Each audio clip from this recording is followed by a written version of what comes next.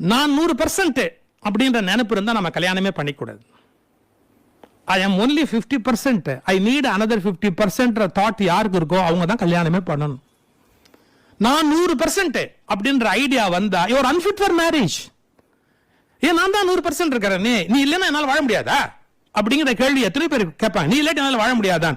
இந்த கேள்வி உருவாகக்கூடிய மனோநிலையில இருந்தாலேயே அவர்களால இல்லறத்துல வாழ முடியாது. நீ இல்லாம என்னால இருக்க முடியாதா அப்படின்ட்டா அவர் எப்படி வாழ முடியும்?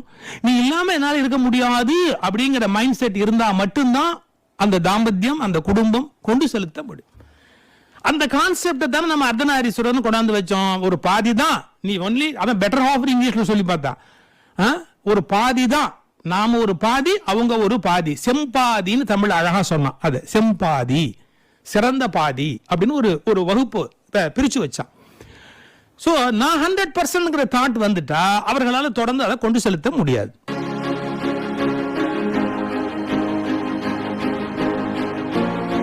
வரலொட்டி ரங்கசாமி நல்ல எழுத்தாளர், நிறைய புத்தகங்கள் எழுதியிருக்கிறார், கேட்டிருக்கலாம் நீங்க. அவர் ஒரு முறை ஒரு அழகான இந்த மேரேஜை பற்றி ஒரு செய்தி எழுதியிருந்தார். எனக்கு படித்த நினைவு இருக்கு. எனக்கு வாழ்க்கையில் நீங்கள் எடுக்கிற முடிவுகளை 2 வகையாக சொல்லலாம்.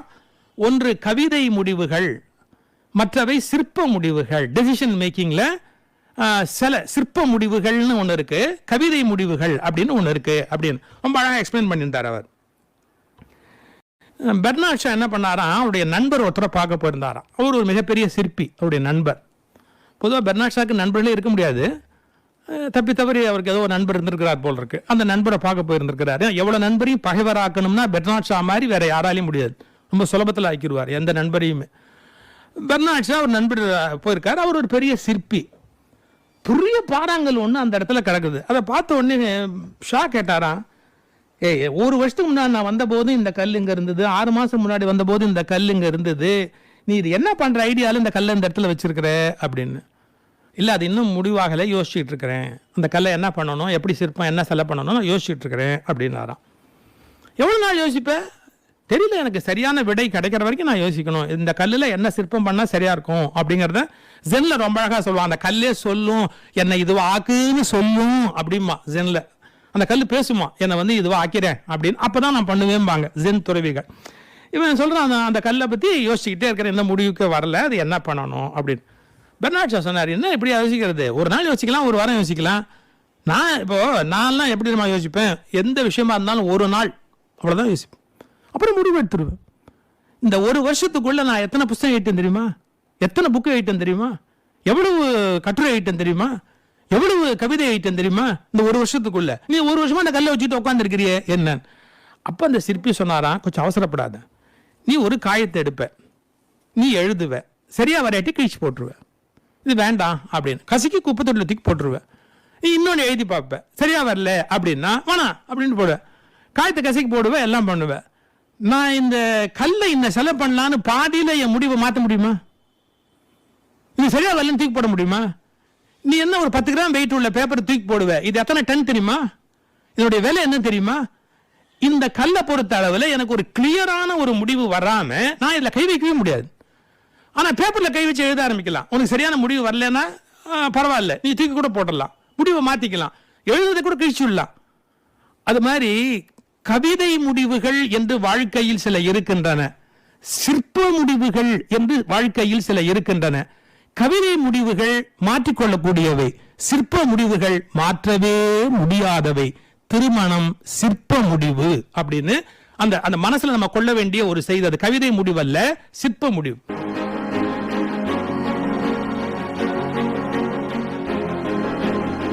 இந்த செஷன்ஸ் தேவை இல்லை, இந்த மாதிரியான வாழ்க்கை முறை தேவை, அணுகுமுறை தேவைன்னு கேட்டப்போ நீங்க எல்லாருமே ஒரு சில காரணங்கள் சொன்னீங்க. எல்லாரும் சொன்ன காரணத்திலையும் ஒரு விஷயம் தான் ஒற்றுமையா இருந்தது.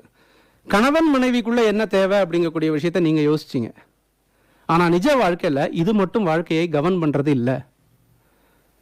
அநேகமான பிரச்சனைகள் 95% மேல, நான் பார்த்த விஷயங்கள்ல 95% மேல இருக்கக்கூடிய பிரச்சனைகள் என்னன்னு பார்த்தா அவங்களோட என்விரான்மெண்டல் கண்டிஷன்.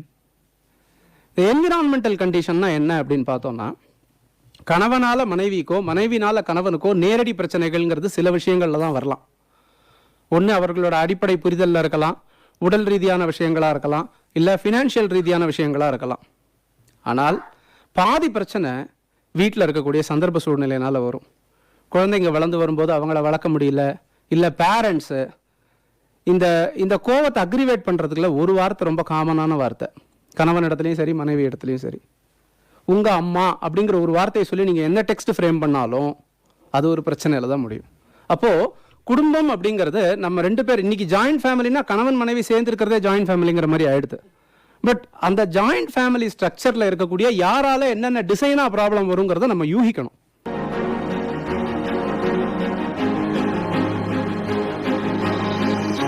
பல கல்யாணங்களில் விட்டு போகக்கூடிய விஷயம் நாங்கள் ஃபேஸ் பண்ணக்கூடிய ஸ்டேஜில் நாங்கள் அது என்ன சொல்ல ரூட் காஸ் மேப்னு சொல்லுவோம், அது போட்டு பார்த்தா பாதி இடங்களில் அவங்க இப்படி இருக்கும் இந்த மாதிரி இருக்கும்னு படாடாபங்களை பார்த்து தீர்மானிச்சிடுறாங்க. இதுக்கப்புறம் நடக்கிற ப்ராசஸ் எல்லாமே அதை மேட்ச் பண்ணுற ப்ராசஸாக தான் இருக்கு. பெற்றவர்கள் இந்த நேரத்தில் ஒரு அவசரப்பட்டோ இல்லை பிள்ளைகளோட வற்புறுத்தல்னால எடுக்கக்கூடிய அவசரமான விஷயங்களை இதை சரி கட்டி கொண்டு போகிறது தான் இந்த கல்யாண வாழ்க்கையை அமைதே தவிர வாழக்கூடிய வாழ்க்கையை அமையலை.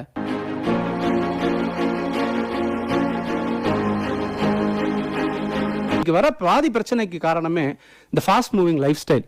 இந்த லைஃப் ஸ்டைலுக்கு நம்மளை அடாப்ட் பண்ணணும்னு நம்ம நினைக்கிறோம். காலையில் ஆஃபீஸ் போகிறதுக்குள்ள மனைவி செய்யணும், செஞ்சு வைக்கலைன்னா அது ஒரு எக்ஸ்பெக்டேஷன்.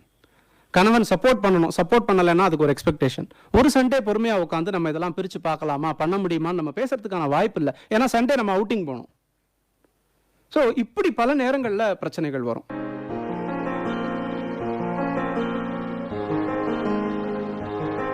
உலகத்துல தோன்றின எல்லா உயிரினங்களுக்குமே அடிப்படை நோக்கம் 2 தான். ஒன்னு இறை தேடுதல், இன்னொன்னு இனப்பெருக்கம். ஏறத்தாழ 87 லட்சம் உயிரினங்கள் இந்த பூமியில இருக்குதான் ஏறத்தாழ. அதுல கடைசி வரிசையில வந்த இனம் தான் மனித இனம்.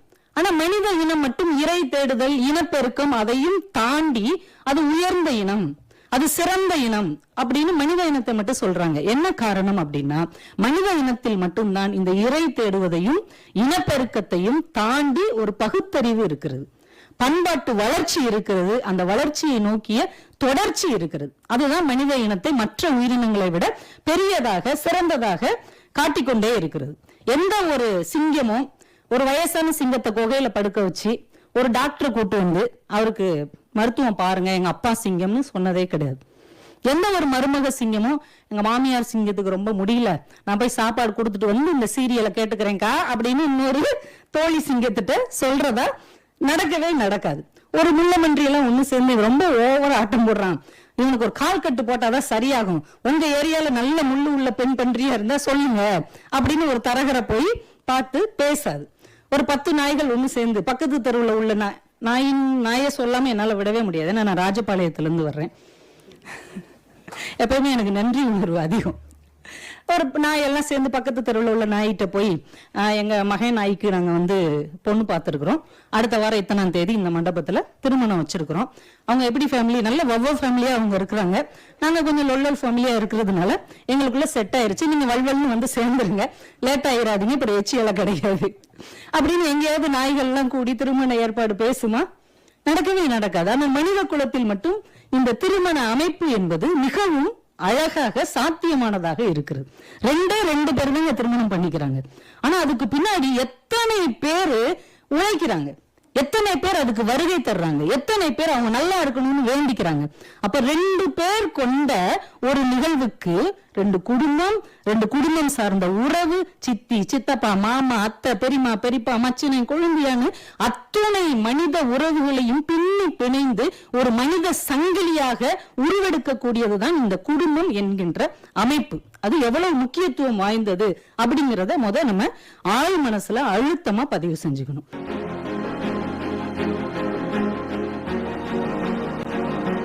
நம்மளுடைய உறவுகளுக்குள்ள, முக்கியமா கணவன் மனைவிக்குள்ள பிரச்சனை எதனால பரமனது? அவரு வெளியில இருக்க கோவத்தை என்கிட்ட வந்து காமிக்கிறாரு, வீட்டுக்குள்ள வரும்போது அவன் முடிவு எடுத்துட்டு வந்தானா, இன்னைக்கு ஃபுல் கோவத்துல இருக்க, இன்னைக்கு நான் வீட்டுல போய் காமிக்க போறேன், எப்படி அப்படியே வந்தான். அவன் வீட்டுக்குள்ள வரும்போது சிரிச்சுட்டே வரான், ஹாய் அப்படிங்கிறான். இன்ஃபேக்ட் வந்து கதவு பெல்ல திறக்கிறான், இந்த அம்மா வந்து திறக்கும், அதாவது உனக்கு எனக்கு சம்மந்தமே இல்லைங்கிற மாதிரி உள்ள வர. அது வரும்போது அவன் யோசிச்சு என்னடா அது காலில் போகும்போது நல்லதானே இருந்தா, இப்ப வரும்போது எப்படி ஒருவேளை அந்த மேட்டர் தெரிஞ்சிருக்குமோ, அவனுக்கு 1000 பிரச்சனை. புரிஞ்சு கொடுத்து தெரியாம தானே பண்ணோம். இவ்வளவு பிரச்சனைகளோட வரான், வீட்டுக்கு வர்றவன் காஃபி குடிக்கும்போது நல்லா இருக்கான், சிரிக்கிறான், நிறைய விஷயத்த பேசுறான். அப்ப என்ன பண்ணணும்?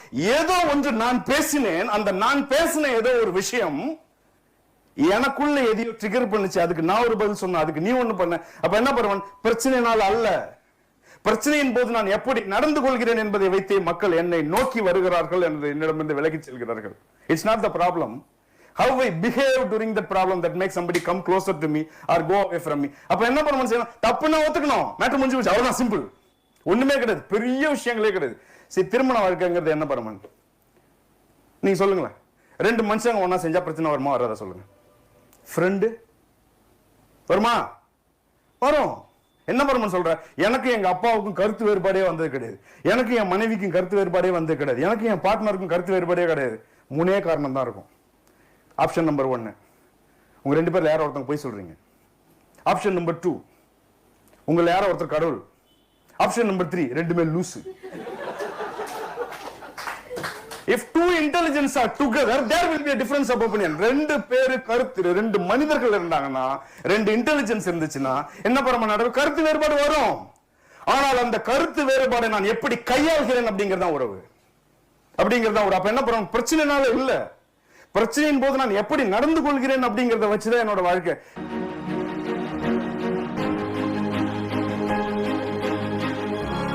திருமணம் என்பது பெர்செப்ஷன், நான் எப்படி புரிஞ்சுக்கிறேன். இது எப்படி பெருமா? நான் ஒரு தனி உலகத்துல இதை வேற மாதிரி புரிஞ்சிட்டு வாழறான், அவன் வேற மாதிரி புரிஞ்சிட்டு வாழறான். நான் உள்ளே என்ன வைத்திருக்கிறேன், என்ன நினைக்கிறேன் எப்ப தெரியும்? நான் பேசினாதான் புரியும். பரவாயில்ல, பேசாம புரியாது. பேசினாலே புரிந்து கொள்ளாத உலகத்தில் பேசாமலே புரிந்து கொள்ள வேண்டும் யாரு பரமன்? பேதை, பேதமை, பேத கூட இல்ல, பேதமை. பேசிதான் புரிய வைக்கணும். அப்படின்னு எப்படி? எனக்கு இதான் வேணுங்கிறத சொல்லணும், சொல்லலன்னா முடியாது. ஒண்ணும் இல்ல, இன்னைக்கு ஞாயிற்றுக்கிழமை, ஓகே, சனிக்கிழமை சாயந்தரம் இது ஆபீஸ்ல இருந்து வரும். இது அப்படின்னு சொல்றது எது பரமன்? கேரகம். ஒரு கேரகம் ஆபீஸ்ல இருந்து வரும். வந்த உடனே பெல் அடிச்சு இது வரும். இப்படியே உட்காந்துட்டு டிவி ஆன் பண்ணிட்டு இப்படி உட்காரும், தட்டு வச்சிருவாங்க, இப்படியே உட்காந்துருக்கும். பாத்துறீங்களா?